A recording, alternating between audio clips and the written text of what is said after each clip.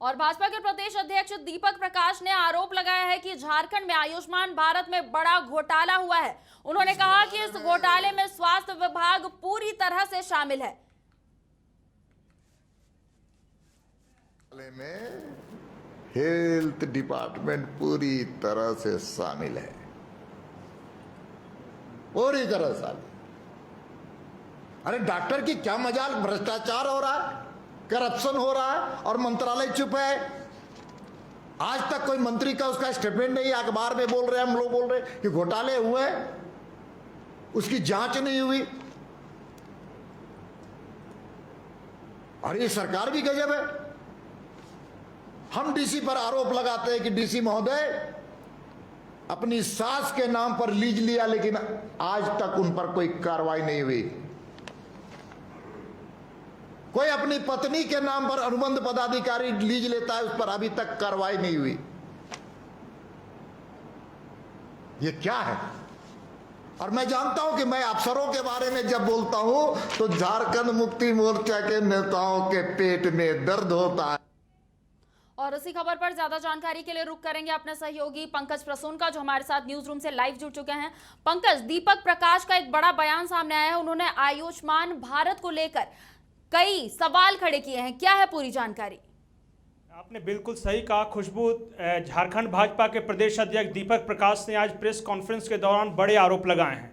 उन्होंने कहा है कि झारखंड में आयुष्मान योजना में बड़ा घोटाला हुआ है। उन्होंने कहा कि इस घोटाले में स्वास्थ्य विभाग के कई बड़े अफसर शामिल हैं। इसके साथ उन्होंने ये भी आरोप लगाया है कि हमारे बार बार कहने के बावजूद अभी तक कोई कार्रवाई नहीं हुई है।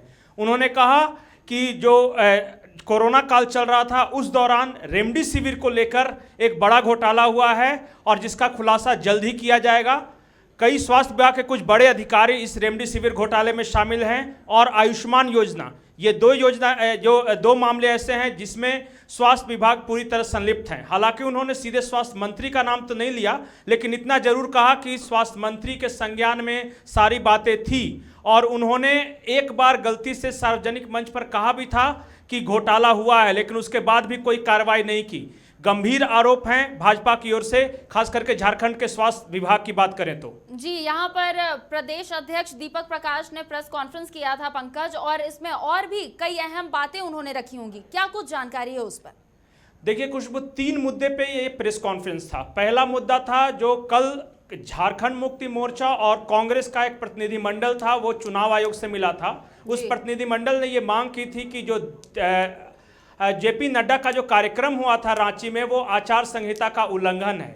इस पर जवाब देते हुए आज भाजपा की ओर से कहा गया कि जो सत्ता पक्ष है उसको कानून और नियमों की जानकारी नहीं है। दीपक प्रकाश ने तो तंज कसते हुए ये भी कहा कि कम से कम कुछ पढ़े लिखे लोग अगर उनके पास नहीं है तो हमारे यहाँ से, हमारे किसी कार्यकर्ता से पूछ लेते। दीपक प्रकाश का कहना था कि आदर्श आचार संहिता उसी विधानसभा क्षेत्र में लागू रहती है जहां चुनाव होने हैं। रांची में कोई कार्यक्रम होगा तो मांडर का जो आदर्श आचार संहिता है वो रांची में लागू नहीं हो सकती। तो यहाँ पे उन्होंने आरोप लगाया कि कांग्रेस और झामुमो ने बड़ी गलती कर दी है। दूसरा बड़ा मुद्दा था, उन्होंने कहा झारखंड में जो बालू का है वो आर्टिफिशियल क्राइसिस क्रिएट किया गया है। दीपक प्रकाश का कहना था कि सरकार ने पहले तो कोई नीति नहीं बनाई, अब तक वो जो बालू उठाओ नीति है वही सरकार की स्पष्ट नहीं है। तो जाहिर है जब सरकार किस तरह के नियम कानून नहीं बनाएगी तो अवैध बालू का कारोबार होगा। पहले अवैध बालू का कारोबार धड़ल्ले से जारी था, लेकिन जैसे ही ईडी की छापेमारी हुई, भ्रष्टाचार के खिलाफ अभियान चला, तो इन्होंने वो बालू उठाव पर भी कुछ कड़ाई की और इसकी वजह से आर्टिफिशियल स्कार्सिटी पैदा हुई है और तमाम परियोजनाएं लटक सी गई हैं। चाहे वो जो आम लोग हैं जिन्हें घर बनाना हो, मकान बनाना हो, उन्हें बालू नहीं मिल रहा है, और बालू मिल भी रहा है तो बहुत ऊंचे दर पर मिल रहा है। तीसरा आरोप यही था जो स्वास्थ्य विभाग के बारे में हमने बताया कि स्वास्थ्य विभाग में बड़ा घोटाला हुआ है।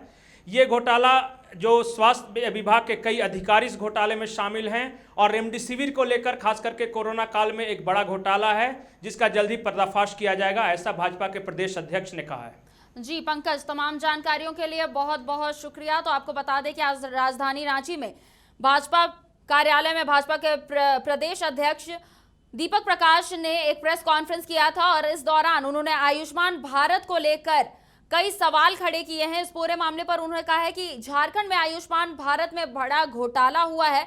इसके साथ ही उन्होंने इस पूरे मामले में स्वास्थ्य विभाग की संलिप्तता बताई है।